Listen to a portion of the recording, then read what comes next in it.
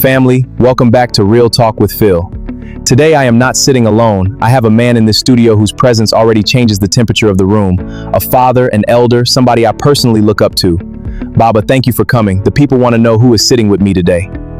My son, thank you. You know how to make an old man feel welcome. My name is not the most important thing. Just know that I am a father, I have children, I have nieces and nephews, and I still enjoy sitting with young people like you to talk. That is why I came.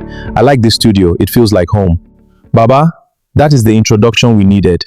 Now, yesterday the whole country was arguing over two words. Good morning, Tony. A young UBA graduate trainee stood up at the Ajime ceremony, greeted Mr. Tony Elumelu by his first name, and he stopped her on the spot. He said, "Will not call me Tony, call me Mr. Elumelu, TOE or chairman. I don't subscribe to that Oyinbo life." The video blew up. Some people said the girl was bold. A lot more people said it was lack of home training. What's your take? I think it's lack of home training. My son, that video did not surprise me. It only confirmed what many of us have been seeing quietly. We are raising a generation that no longer knows how to place an elder. In our time, if you wanted to call your senior, you just said brother. You didn't even add the name. Brother, good morning, that was enough. The title itself carried respect. That's true. Now you hear small nieces and nephews saying Uncle John, Auntie Racheal, like they are calling classmates. The uncle and auntie have become optional. Exactly.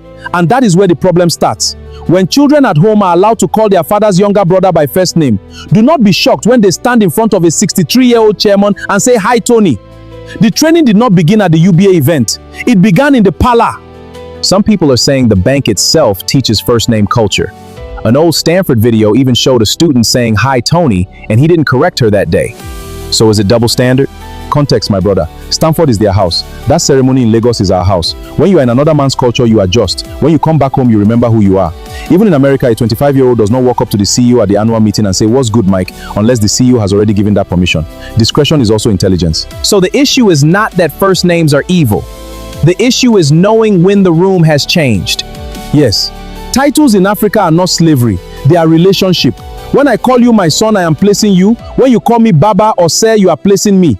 The moment we remove those words, we remove the map. Then everybody starts walking into rooms they have not earned yet. One more thing people are saying. The way he corrected her was public, and it felt like humiliation. Correction can be firm without being wicked. But let us also tell the truth. If we keep quiet every time a child crosses the line because we don't want to embarrass them, we will raise adults who think respect is optional. Better a 2-minute correction in public than a lifetime of people whispering that girl has no home training. So what's the way forward? Because we can't pretend the world hasn't changed. The way forward is simple, but it requires work. Parents, stop allowing small children to call elders by first name at home. Young professionals, when you enter a room, start with the highest title. If the person says, "Just call me Tony," then you have permission. Until then, Mr. Sir, Ma, Chairman is safety and respect.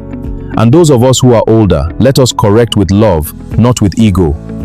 The goal is not to shame the child. The goal is to remind the child who we are. Baba, that is a word. Respect is not fear. It is memory. It is remembering that somebody walked this road before you. If this conversation blessed you, type respect in the comments and share it with one young person who needs to hear it. We'll be back. This is Real Talk with Phil. God bless you, my son. Let us keep our culture alive, not as museum piece, but as living instruction.